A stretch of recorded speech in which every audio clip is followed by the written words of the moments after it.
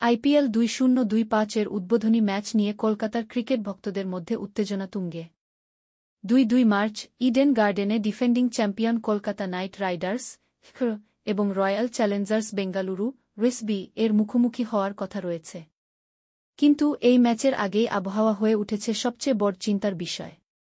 কলকাতায় ভারী বৃষ্টির সম্ভাবনা রয়েছে, যা ম্যাচটিকে বাধাগ্রস্ত করতে পারে।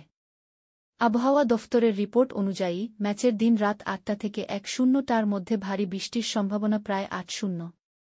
এমনকি পুরো ম্যাচ জুড়েই বৃষ্টি হতে পারে বলে আশঙ্কা করা হচ্ছে। ম্যাচের আগে ইডেনে বিরাট কোহলির ঝড় উঠেছে।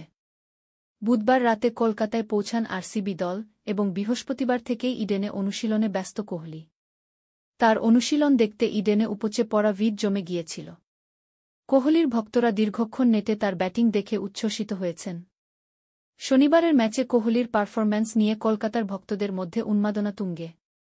তবে আবহাওয়ার পূর্বাভাসে ভক্তদের মন খারাপ হওয়ারই কথা।